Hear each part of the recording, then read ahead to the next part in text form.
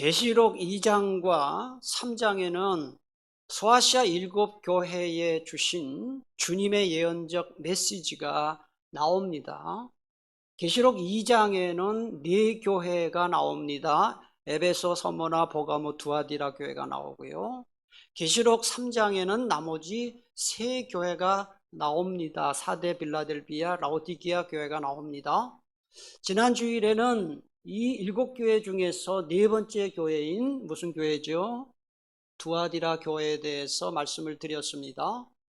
오늘도 이어서 두아디라 교회에 대해서 말씀을 드릴 텐데요. 예수님은 7교회에 말씀을 주실 때 항상 그 순서가 뭐냐 하면은 칭찬 먼저 하시고 그리고 할 말을 하셨어요. 책망을 하셨어요. 오늘은 예수님이 두아디라 교회에 왜 책망을 하셨는지에 대해서 말씀을 드리겠습니다. 그 이유가 20절에 나옵니다. 제가 다시 한번 20절만 봉독하겠습니다. 그러나 내게 책망할 일이 있노라. 자칭 선지자라 하는 여자 이세벨을 내가 용납함이니 그가 내 종들을 가르쳐 꾀어 행음하게 하고 우상의 제물을 먹게 하는도다. 여기 20절에서 가장 중요한 단어 하나를 딱 꼽으라고 하면은 이세벨이라는 단어예요. 여러분들이 펜 갖고 오셨으면은 잘 표시를 해 놓으셔야 돼요. 20절을 제대로 이해하고 두아디라 교회를 제대로 이해하려면 이세벨이 누구냐를 알아야 합니다. 이세벨은 얼른 들으면 화장품 이름 같죠. 화장품 이름 아니에요. 외국 여자 배우 이름 같지요? 아니에요. 이세벨은 구약 성경에 나오는 여인들 중에서 가장 악한 여인이에요. 악명 높은 여인입니다. 이스라엘에서 가장 위대한 선지자 2명을 들라 그러면은 여러분 누구를 들 수 있겠습니까? 모세와 엘리야예요. 그런데 모세 시대에 모세를 가장 악랄하게 대적한 사람을 한 사람 꼽으라 그러면 거짓 선지자 발람을 꼽을 수 있습니다. 엘리야 시대에 엘리야를 가장 악랄하게 대적한 사람 한 사람을 꼽으라고 한다면 바로 오늘 본문에 나오는 이세벨이라는 사람. 이 이세벨은 주전 9세기, 그러니까 한 870년, 60년, 50년 이 정도의 시기에 북이스라엘의 제7대 왕이었던 아합이 정략적인 목적으로 결혼한 외국인 여자입니다. 지금의 레바논 지역이죠. 지금의 레바논 지역인 페니키아, 저 지도를 보시면 저 위에 페니키아가 있고요. 그 밑에 북왕국 이스라엘이 있는데 지금의 페니키아는 레바논이고요. 그 레바논에서 오른쪽으로 가면 시리아가 나옵니다. 이 페니키아의 중요한 도시가 2개가 있는데 두로와 시돈이에요. 그래서 구약 성경에 많이 나와요. 신약 성경에도 많이 나오는데 그 나라가 페니키아예요. 이 이세벨은 바로 그 페니키아 왕의 딸인데 아합이 그 페니키아와 잘 지내려고 정략적으로 아내로 취한 여인입니다. 그런데 이세벨이 자기 나라에 살 때에 어릴 때부터 섬겼던 신이 그 유명한 바알신과 아세라신이에요. 그러니까 자기 남편인 아합 왕의 권력을 등에 업고 이세벨이 이 이스라엘 사람들에게 바알을 숭배하게 하고 아세라를 숭배하고 마술을 섬기도록 그렇게 했어요. 그러니까 결과적으로 이스라엘을 타락하게 만든 여인입니다. 이스라엘의 수도가 사마리아인데요. 사마리아에다가 바알 신전을 세우고 뿐만 아니라 바알과 아세라 이 선지자 850명을 양성을 해서 나중에 엘리야와 갈멜산에서 영적 대결을 벌였습니다. 뿐만이 아닙니다. 하나님의 사람인 선지자들을 다 죽이고요. 나중엔 엘리야까지 죽이려고 했던 사람이 바로 이세벨이. 이 아합은 여자 잘못 만나서 망한 대표적인 남자가 아합이에요. 아합이 별로 그렇게 성경을 읽어보면 마음이 약한 사람이에요. 아주 마음이 심약한 사람인데 아주 센 여자 만나가지고 망한 남자예요. 그래서 이 씨가 참 좋은 사람은 있는데 이세벨은 별로 안 좋아요. 별로 안 좋아요. 열왕기상 16장 30절에서 33절에 보니까 그 얘기가 나오지요. 오므리의 아들 아합이 시돈 사람, 이 시돈은 페니키아의 도시예요.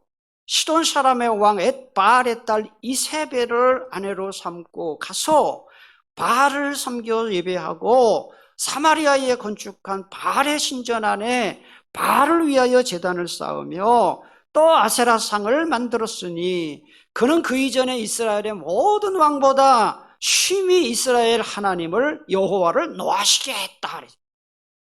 그러니까 이세벨을 한마디로 말하면 뭐냐? 이스라엘을 타락시키고 망한 나라를 말아먹은 여자다. 저 필리핀 이멜다 같은 사람. 이멜다, 이세벨, 이순자. 나라 말아먹은 이씨들. 그런데 이 두아디라 교회 안에 이 이세벨과 비슷한 짓을 하는 여자가 나타났어요. 그걸 20절에 보니까 자칭 선지자라 그랬어요. 자칭 선지자. 이게 무슨 짓을 했는지 지금 들어보세요. 제가 지난주에 말씀드렸어요.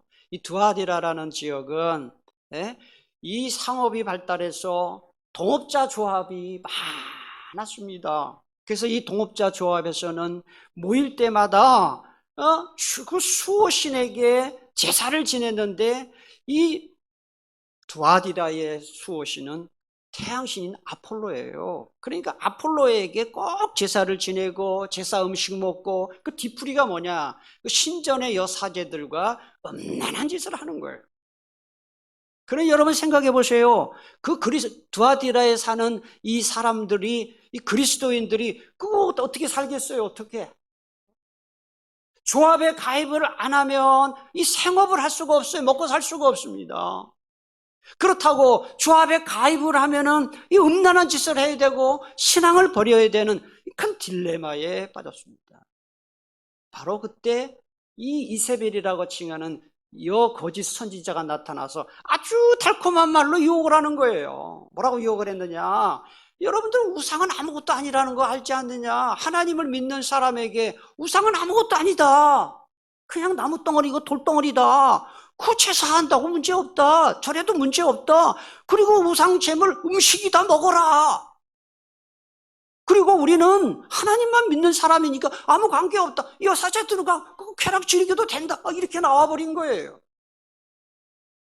요즘식으로 말하면 이런 얘기예요. 세상에서 아무렇게나 살아도 괜찮아. 교회만 잘 안 빠지고 나가면 되는 거야. 뭐 이런 식이죠. 그의 그 달콤한 유혹에 두아디라 교회 교우들이 많이 넘어간 것입니다. 그래서 그냥 죄책감도 없이 우상에게 절하고 제사 음식 먹고 그 다음에 신전의 여사제들과 음란한 짓을 하고 한 거예요. 여러분 이것만 해도 얼마나 이게 큰 잘못입니까? 그런데 더 큰 잘못이 뭐냐? 교회가 그거를 막아야 되잖아요. 그 잘못됐다고 말아야 되고 막아야 되고 하지 말라고 해야 되는데 침묵을 해요. 20절의 중간에 보니까 뭐라고 나오냐 하면은 용납했다라고 나와요. 용납했다. 이 용납했다는 말은 묵인하고 방조했다는 뜻이에요. 또 20절 중간에 보면은 그가 내 종들을 가르쳐 그래. 내 종이 누구예요? 주님의 종들이니까 그리스도인들을 말하는 거예요. 그 이세벨이라고 자칭하는 여자가 나타나가지고 그리스도인들을 꿰어서 행음하게 하고 우상제물을 먹게 했다. 이렇게 말하고 있는 것입니다. 두아디라의 이런 상황은 마치 아방 시대의 이세벨 시대의 상황과 똑같은 상황이 벌어진 거예요. 이세벨 시대에 엘리야 선지자가 나타나서 뭐라고 경고했는지 한번 보세요. 열왕기상 18장 21절에 엘리야가 모든 백성에게 가까이 나아가 이르되 너희가 어느 때까지 둘 사이에서 머뭇머뭇하려느냐? 여호와가 만일 하나님이면 그를 따르고 바알이 만일 하나님이면 그를 따를지니. 여기 보면 이 빨간 글씨로 쓴 것만 한번 같이 읽겠습니다. 시작. 너희가 어느 때까지 둘 사이에서 머뭇머뭇하려는. 여러분, 이 말씀이 이세벨 시대에만 해당되는 말씀이라고 생각하세요? 저는 그렇게 생각하지 않아요. 너희가 어느 때까지 둘 사이에서 머뭇머뭇하려느냐? 하나님과 세상 사이에서, 하나님과 돈 사이에서 어느 때까지 갈등하고 왔다 갔다 할 거냐? 선택해라. 이게 꼭 이세벨 시대에만 해당되는 말씀일까요? 두아디라 교회 교우들이 사업을 택할 것이냐, 신앙을 택할 것이냐의 선택의 기로에 있었던 것처럼 우리도 역시 하나님과 세상 사이에서 지금 선택의 기로에 놓여 있는 것입니다. 이거 예수 믿는 사람도 어떻게 법을 지키면서 일을 합니까? 탈세도 해야 되고 뇌물도 주고 편법도 쓰고 해야지 어떻게 그 법대로 합니까? 우리 이렇게 말하잖아요. 이렇게 먹고 살기 힘든 시대에 어떻게 말씀대로 살 수 있습니까? 여러분, 먹고 사는 게 힘들다는 것이 말씀대로 살지 않는 면죄부가 될 수 없어요. 요즘 세상에 어떤 술도 좀 적당히 먹고 클럽도 좀 다니고 부동산 투기도 하고 인생도 좀 즐기고 좀 애인도 만들고 이래 해야지. 주일 예배 꼬박꼬박 참석하고 11조 꼬박꼬박 교회 갖다 바치고 뭐 또 교회 가서 봉사한다, 훈련 받는다, 뭐 그렇게 해야 되느냐, 이런 말 하잖아요. 그럴 수 있잖아요. 이게 다 그런 얘기예요. 하나님과 세상, 성경적 사고방식과 세속적 사고방식, 이 둘 사이에서 너희가 어느 때까지 머뭇머뭇하려느냐 했던 엘리야 선지자의 그 경고의 음성을 오늘 나에게 필요해서 들려주시는 주님의 음성으로 듣고 결단하는 믿음이 여러분에게 있게 되기를 축복합니다. 두아디라 교회를 강하게 책망하신 주님은 그들을 바로 심판하시지 않고 회개할 기회를 주셨어요. 21절을 보세요. 또 내가 그에게 뭘 주셨다 그랬어요? 회개할 기회를 주었으되 자기의 음행을 회개하고자 하지 아니하는도다. 여기서 회개할 기회라는 말이 중요해요. 여기서 이 기회라는 말이 그리스어 성경으로 보면은 시간이라는 말을 의역한 거예요. 회개할 시간을 줬다 이게요. 시간적 여유를 주었다 이 말입니다. 여러분, 주님의 이 태도에서 우리가 배울 게 있어요. 우리가 자녀를 양육할 때나 제자들을 훈육할 때에도 어떤 잘못을 저질렀을 때 바로 그냥 이렇게 해버리면 이게 반발만 사고 관계만 깨지지요. 주님은 기회를 주셨어요. 회개할 기회를 주셨어요. 그래서 계속 지켜보고 안 될 때 그때 가서 따끔하게 얘기해야 이게 되는 거죠. 성경은 물론 그게 부수적인 교훈이긴 하지만 그런 거 교훈이 있어요. 회개할 시간을 줬다 이 말이에요. 여러분, 노아가 방주 지었잖아요. 그 홍수가 올 것이다라고 얘기했을 때는 그 기회 준 거예요. 세상 사람들에게 돌아올 기회를 하나님이 주신 것처럼 두아디라 교회 교우들에게 돌아올 수 있는 기회를 주셨는데도 돌아오지 않았다는 것입니다. 여러분, 20절과 21절에 보면은 20절 끝에 보면 행음이라는 말이 나오고 21절 중간에 보면 음행이라는 말이 나와요. 이 글씨 하나 앞뒤 바꾼 거예요. 그런데 음행과 행음이 뭐 다른 게 없는데 왜 번역을 이렇게 했는지 모르겠어요. 이 그리스 원문 성경에 보면은 같은 단어예요. 포르네이아. 포르네이아라는 단어에서 영어 포르노가 나온 거거든요. 그러니까 아주 음란한 짓을 했다 그렇게 말하는데 여러분이 꼭 아셔야 할 게 있어요. 성경에서 음행, 행음, 간음이라고 할 때는 육체적인 것도 의미하지만 영적인 뜻도 있어요. 뭡니까? 우상 숭배하는 거 영적 간음이에요. 그리고요, 하나님보다 더 사랑하는 것, 무엇인가 하나님보다 더 사랑하는 것, 음행이에요. 호세아 9장 1절을 보시면 이스라엘아 너는 이방 사람처럼 기뻐 뛰놀지 말라. 네가 음행하여, 그 다음 단어를 잘 보세요. 네가 음행하여, 그 다음에 누구를 떠났다 그랬어요? 하나님을 떠났다. 그게 음행이라는 거예요. 구약 성경에서 하나님을 남편으로 하나님의 백성을 아내로 이렇게 비유한 데가 많아요. 남편 버리고 다른 여자한테 놀아나니까 음행이다, 이렇게 비유한 것이죠. 야고보서 4장 4절에도 보니까 가늠한 여인들아, 세상과 벗된 것이 하나님과 원수됨을 알지 못하느냐 그랬어요. 그러니까 육체적인 간음만 나쁜 게 아니에요. 영적인 간음도 굉장히 하나님 보실 때는 악한 죄다. 죄 짓는 것도 나쁜 것이지만은 더 나쁜 게 뭔지 아세요? 죄 짓고도 회개하지 않는 것입니다. 여러분, 자녀들을 키우다 보면은 어떨 때 열받아요, 부모들이. 잘못했을 때도 열을 받지만 뭐 잘못을 지적을 했는데 그냥 바락바락 대들면서 내가 뭘 잘못했냐고 이러면 이거는 완전 세상 말로 뚜껑이 열리죠. 근데 우리는 하나님께 그렇게 한단 말이에요. 잘못해놓고는 하나님이 너 회개해라, 고쳐라. 내가 뭘 잘못했습니까? 이 정도도 못합니까? 그게 바로 회개하지 않는 것이죠. 이건 주님의 호의와 주님의 사랑과 주님의 은혜를 무시하는 것이고요. 주님하고 맞짱 뜨자는 거예요. 정면 대결하자는 것이죠. 자, 주님이 회개할 기회를 주셨는데도 끝까지 회개하지 않자 주님이 심판을 선언하시는데, 오늘 22절, 23절에 보면 그 심판의 대상이 세 부류가 나와요. 첫 번째 대상이 22절 상반절에 나옵니다. 볼지어다 내가 그를, 여기 그가 누구겠어요? 이세벨이에요. 내가 그 여인을, 그를 침상에 던질 터이요 그랬어요. 이 침상은 침대잖아요. 구약 성경을 쫙 읽어보시면 침상에 던진다는 말은 어떤 뜻으로 많이 쓰였느냐? 큰 질병에 걸리게 하겠다는 뜻이에요.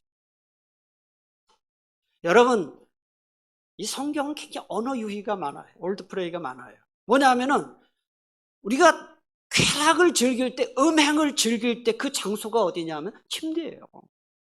그 쾌락의 침대를 질병의 침대로 바꾸겠다. 그게 주님의 심판이에요.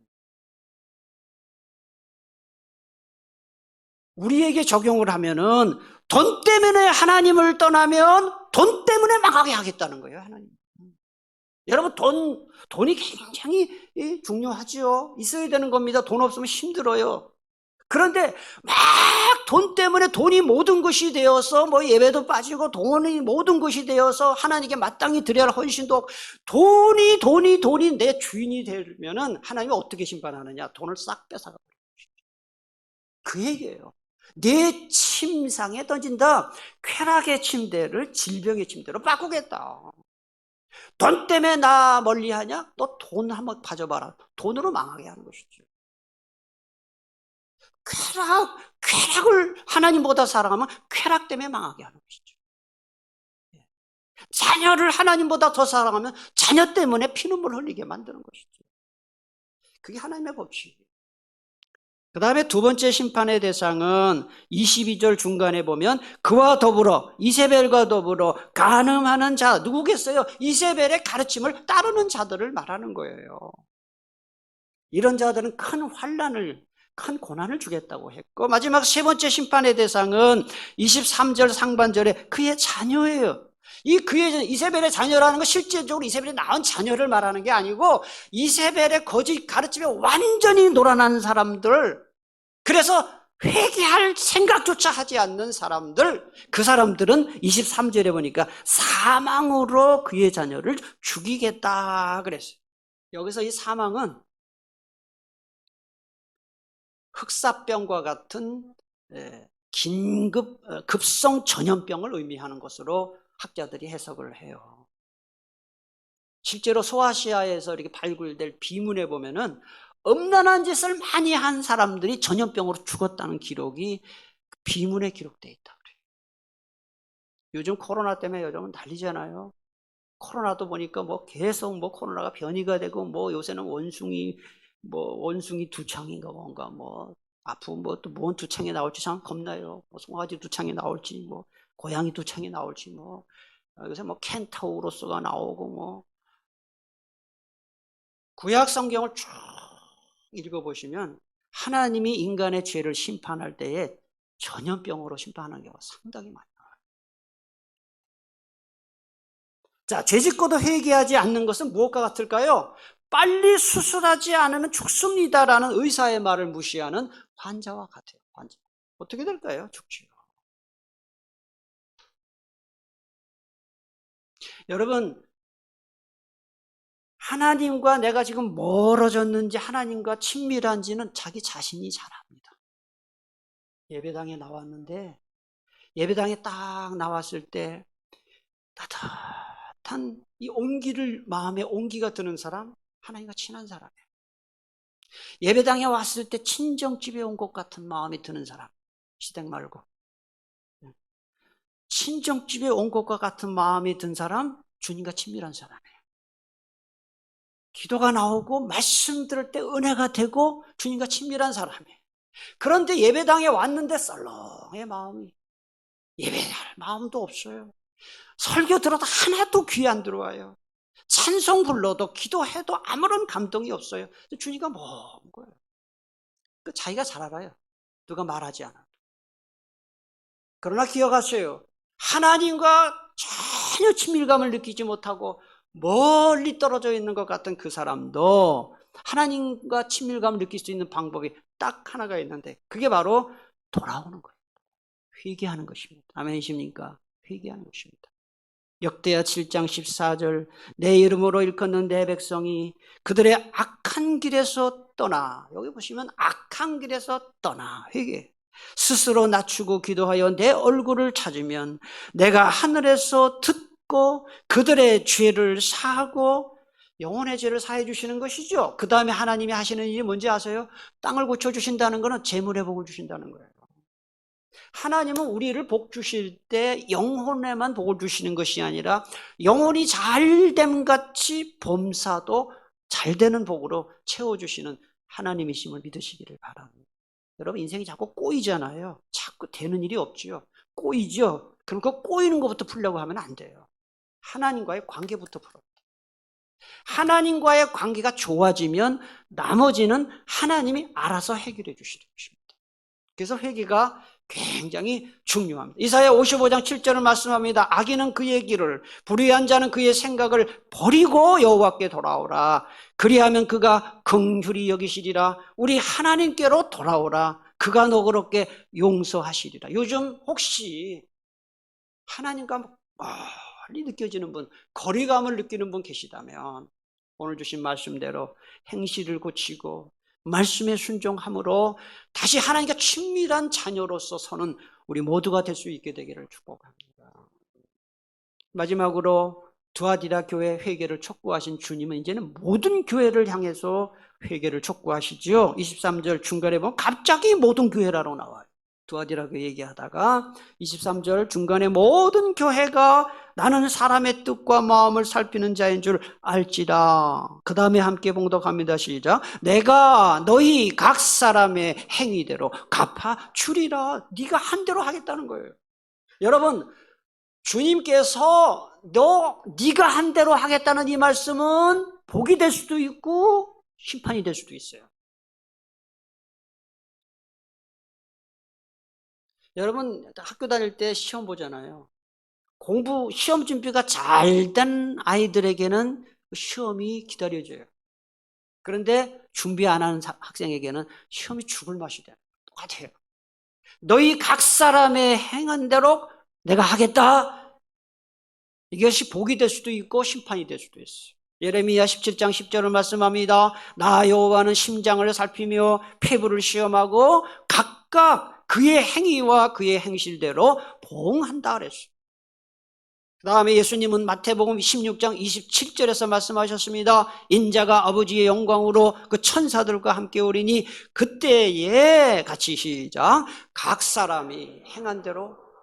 이거 꼭 기억하세요.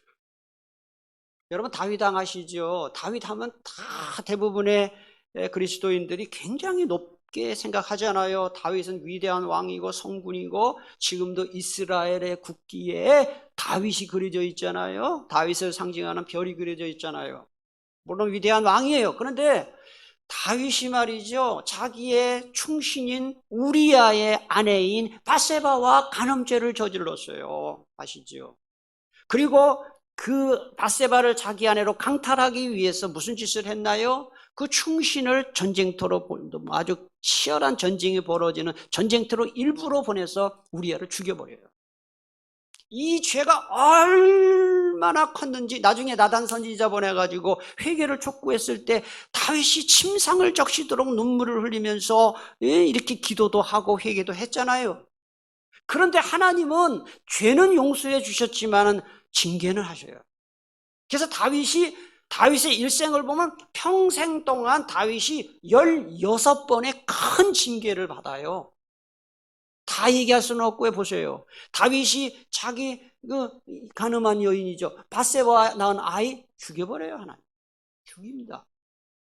그리고 다윗에게 아들이 많이 있었는데 말이죠, 두 아들이 반란을 일으켜요. 대표적인 사람이 압살롬 아닙니까?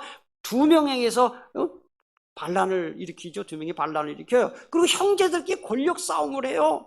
형제들끼리 죽이고, 또 이 이복 형제 자매 간에 또 성폭력을 하고, 이런 일이 다윗의 집안에서 계속 벌어지는 거예요. 행한 대로 갚으시는 거예요. 행한 대로.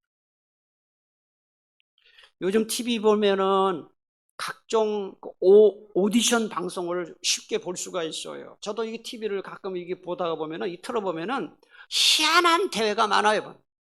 요새는 뭐 춤도 막 나와가지고 막 대결을 벌이는데, 왜 요새 춤은 서서 안 추고 그게 누워가지고 등 닦아지게 춤을 추는지 난 도무지 모르겠어요.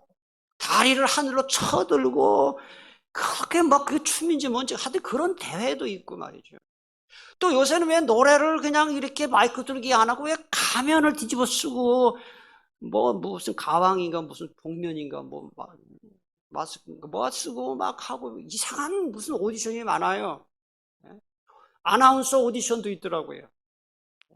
그런데 이런 걸 가만히 보면, 전 뭐 끝까지 본 적은 없지만은, 이 보면은 청중들의 주는 점수하고 전문가들이 주는 점수가 달라요.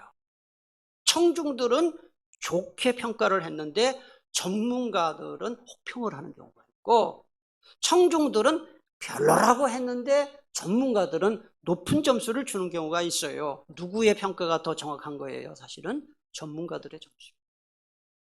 우리 신앙도 그래요. 사람의 평가와 하나님의 평가는 다를 수 있어요. 아니, 다를 수 있는 게 아니라 달라요. 우리가 볼 때는 저 사람이 정말 믿음이 좋다라고 했는데, 하나님이 보실 때는 머리를 흔드셔요. 쟤는 겉으로만 그래, 믿음 없는 사람이야. 우리는 별로라고 생각했는데 하나님은 저 사람이 진짜 신앙인이야, 이럴 수 있어요. 여러분, 사람의 평가도 중요하지만 우리 하나님 앞에서 하나님의 행한 대로 갚으신다고 했으니, 하나님이 나를 어떻게 평가하실까, 하나님이 나를 어떻게 보실까를 늘 염두에 두고 이왕 신앙생활 하는데 주님께 인정받고 칭찬받고 복받는 신앙생활 하기로 결단한 우리 모두가 될 수 있기를 축복합니다. 기도하겠습니다. 오늘 주신 말씀 붙들고 우리 함께 기도하기 원합니다. 기도는